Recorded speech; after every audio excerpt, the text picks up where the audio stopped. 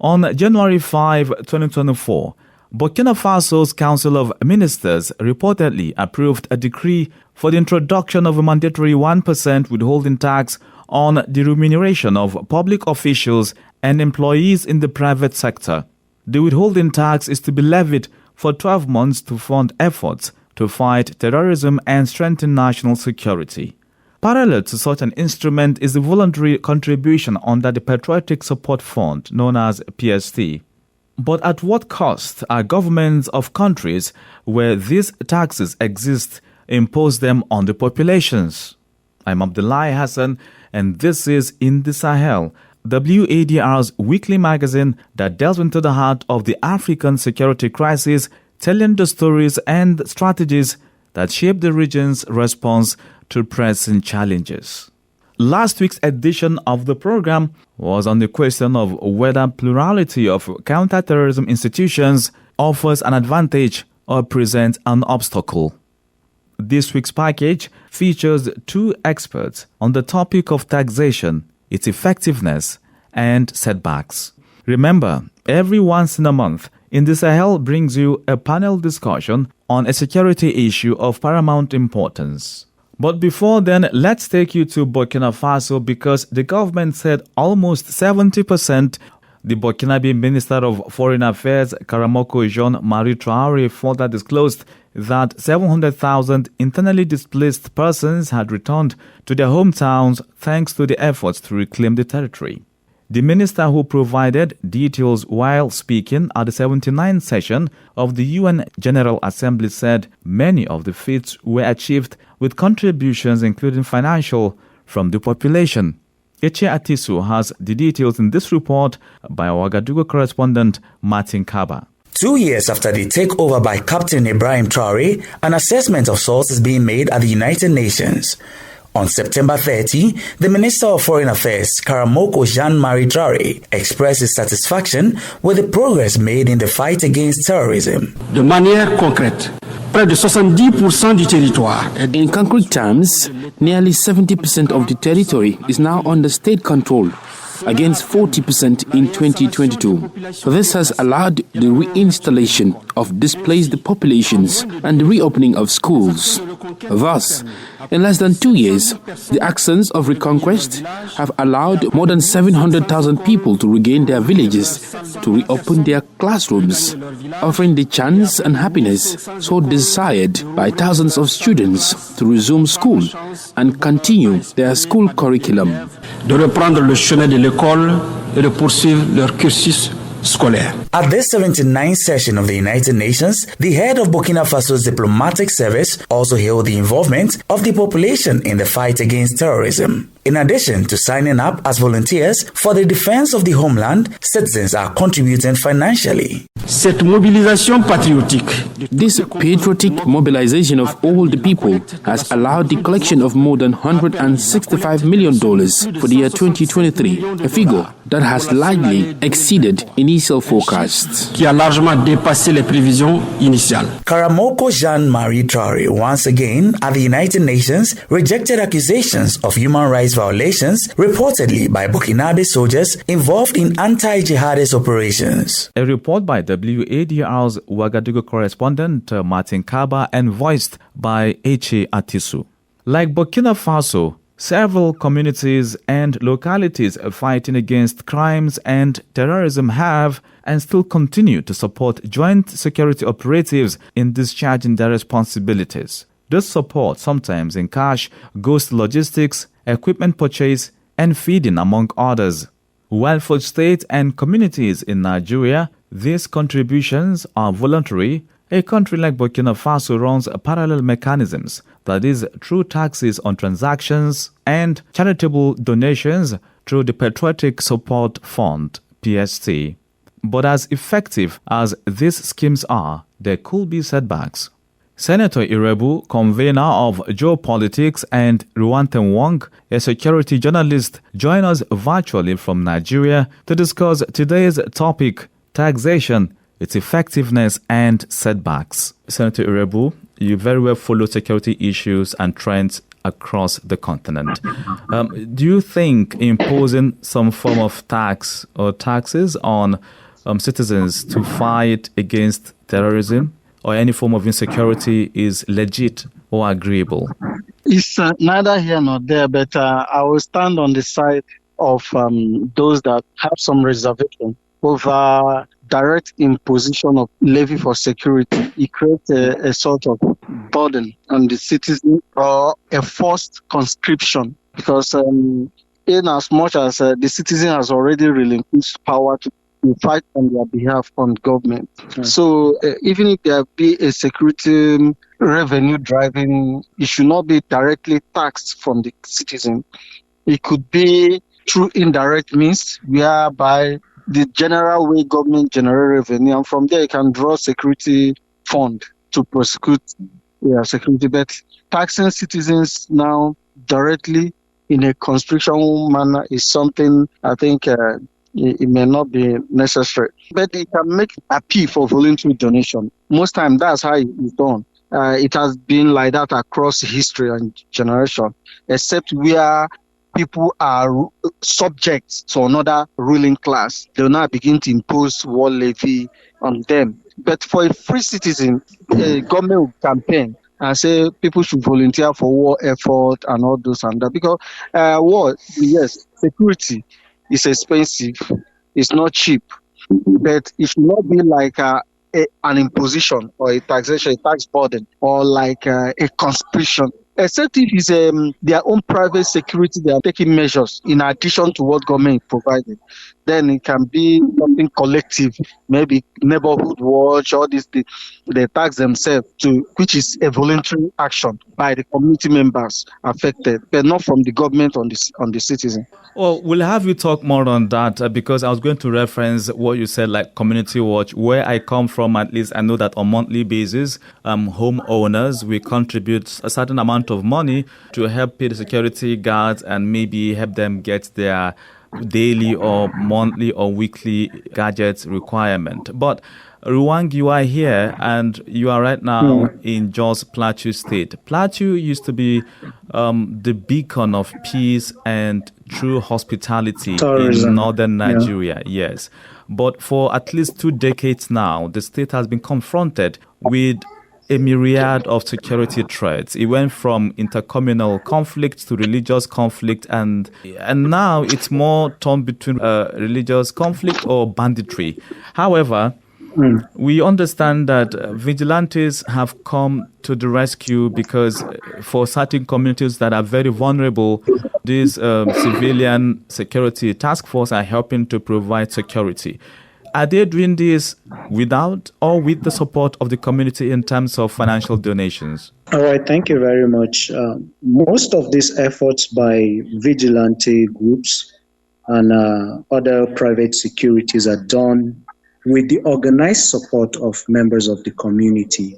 We've seen instances where even conventional security forces stationed in villages here in Jos, you hear about people from that community contributing to support their effort, contributing to support logistics, contributing to support feeding.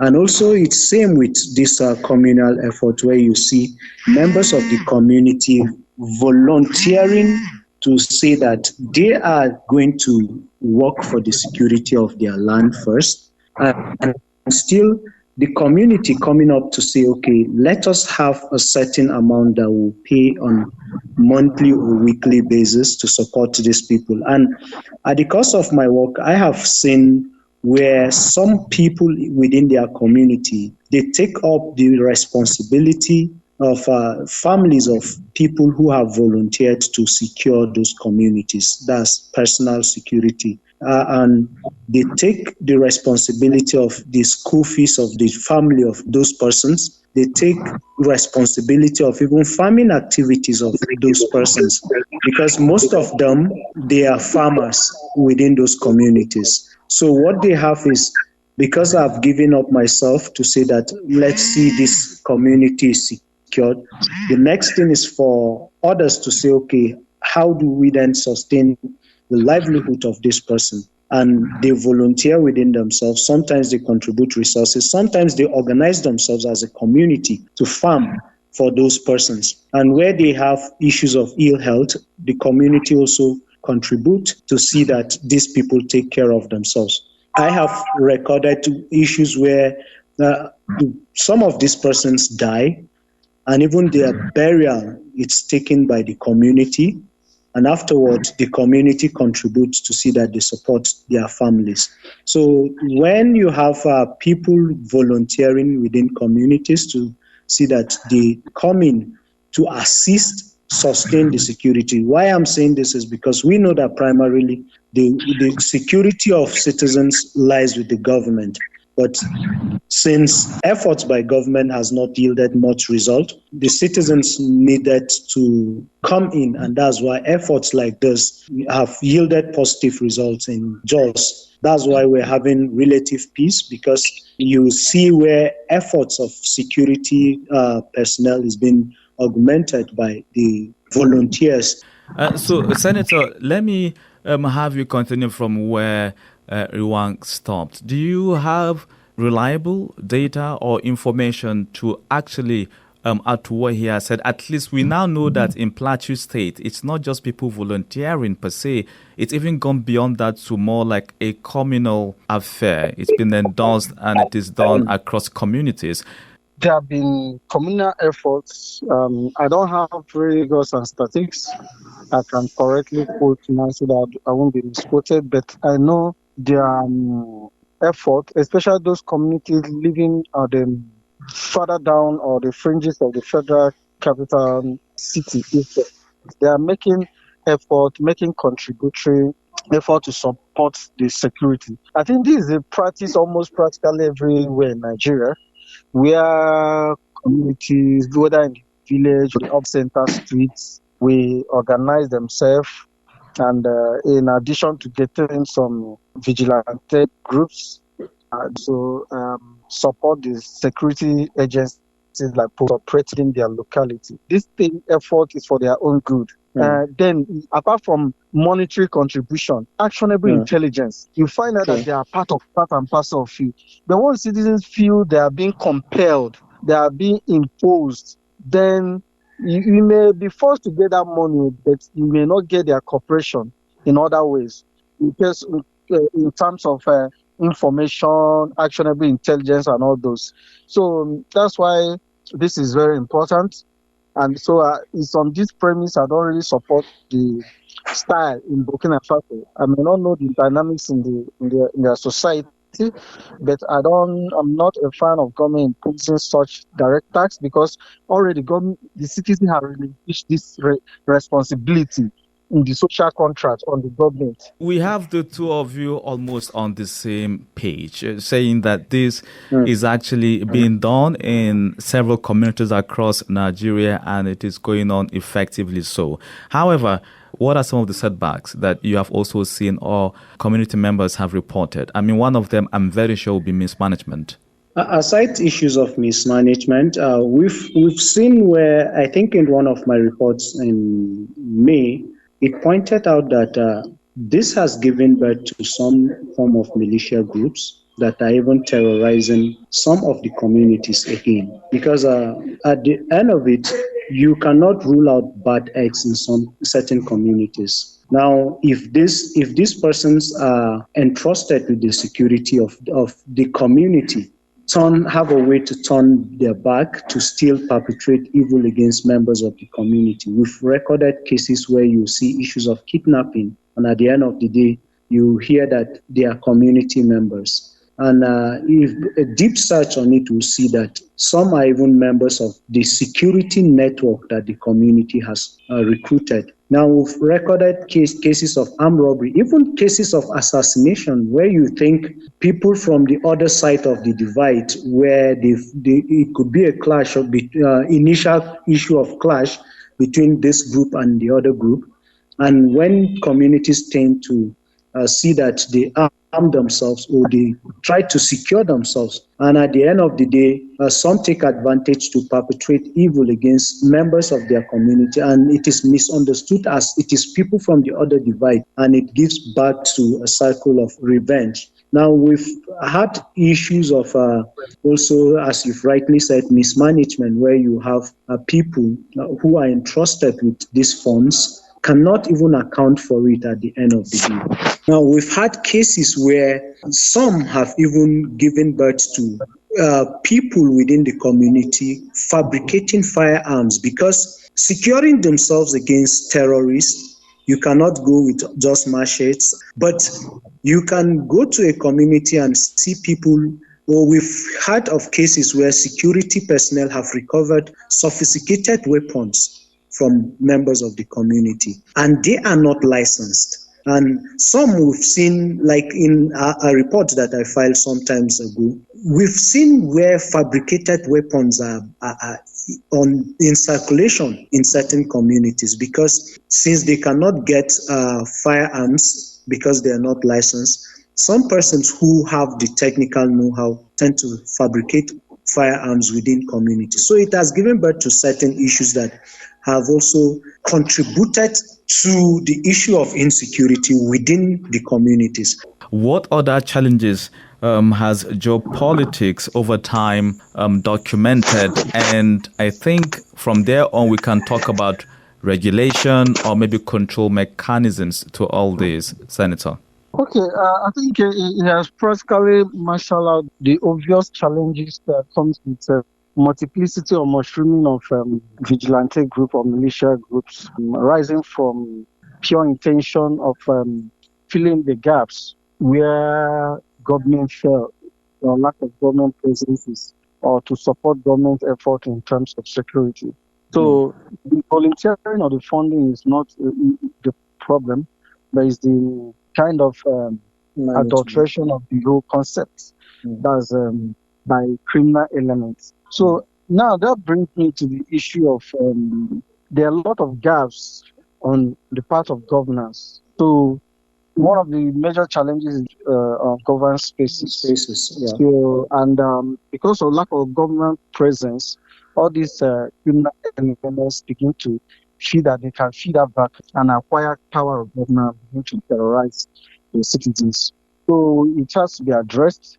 If it's addressed, then a lot of these things, because I'm not really a fan of vigilante groups, but nature abhors vacuum.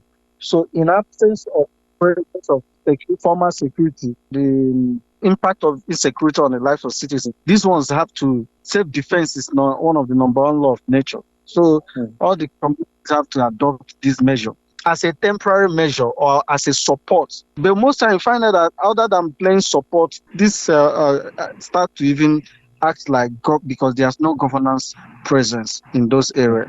That's why I'm also advocating for effective formalized community policing. That doesn't completely raise all these community efforts, but it will help to synchronize the efforts and also be able to checkmate the bad criminal elements. Rwang, while Senator was talking, you concurred a couple of times and you were in agreement. Is there anything you want to add? Yes, issues of ungoverned spaces, it's glaring that the issue of inadequate manpower, talking about the Nigerian security forces, it's glaring all over Nigeria. Now, just like he has said, the issue of community policing, I want to see with the issue of recent issue of financial autonomy at local government level in Nigeria. I expect to see more from the local government, not just states, local governments taking charge of issues of security. When we have issues of community policing, let's see funds allocated to these people. Let's see how we tackle issues locally. So those are certain things that I am looking forward to in Nigeria with the recent issue of local government autonomy. And Senator, I forgot to ask this. Do you think a time will come when these community members will really get tired of their contributions to supporting logistics feeding and other operations of security officers, be they vigilantes or police officers, if they feel curtail the deteriorating security situation today as it is across West Africa and Nigeria particularly? Yes, they are two. They are in addition to getting tired. There can be also other which is already manifesting, where they may feel irritated at the presence of those security, because they may begin to see them as part of the problem. So we've seen cases where the community turn on the security people because they're making contribution both in finance and human, and then the issue keep on getting worse. So they may add 1 + 1. Either you're part of the insecurity and you want them to perpetually be being contributing to it and at their own expense without returning back to their normal life. Another one is long distance may begin to see like more empowered criminal elements, like we are saying. So they begin to deviate far away from the original motive. They become quasi-government on themselves because that's what it tells, because it shows government has not been there. This is what plays out every day in Plateau State and other states in Nigeria faced with banditry, kidnapping, and of course insurgency. And so how can we go past this point? How can community members distinguish between the real security officers and those that will camouflage? There was a report I filed in some time ago where I asked this similar question, and one of the community members said it's only a security member that knows whom a fake security is, or someone who is pretending to be a security personnel but not really a personnel. And I concur with such a person because we have seen instances where people tend to question the legitimacy of security personnel who came to their communities to operate. And at the end of the day, the community is being held for such a thing. I give an instance. Recently, there was an issue of an immigration officer of a sector command in Jos Plateau State who was killed in a community. And what happened? They came for an operation around 4 a.m. The community members were not informed about their coming for that operation, and the vigilante were alert. So when they saw persons came into their community armed at that time of the night, they opened fire at the persons that came for that operation. And unlucky for that security officer, he was killed in the entire process. The defense headquarters declared war on that community. Now, and the question is, when such operations are happening, is there any synergy between the community and the conventional security? So until we have synergy between those who have volunteered to see that these things are really cut off, if we don't have synergy, we will not record any meaningful success. Why is it so? Because it will be at the end of the day, there will be suspicion on the side of the conventional security, there will be suspicion on the side of volunteers or these community police officers whom have volunteered to work for these communities. So if we have synergy between the security personnel and these volunteers in this community, I believe we'll go past this issues. Thank you, gentlemen. Senator Irebu, convener of Geopolitics, and Rwang Tweng, journalist with a deep and vast knowledge on the security situation in northeastern Nigeria. Thank you all for your contributions to this week's edition of In The Sahel, looking at taxation, the effectiveness, and of course, setbacks. Thank you very much. Thank you. It was a pleasure on this edition. This is where we draw the curtains on this episode of In The Sahel, WADR's security program aiming to tell the African security crisis the African way. Thank you for listening, and many thanks to my guests and colleagues for their contributions. Join this frequency, 94.9 FM, West Africa Democracy Radio, every Friday at 7:30 a.m. and the same day at 6:30 p.m. for the rebroadcast. You can also log on to WADR.org for this and previous editions of the program. Also, join the discussions on our social media pages, X, Instagram at WADR News, on Facebook at WADR English Service, and on YouTube at WADR. I'm Abdullahi Hassan. It's a bye for now.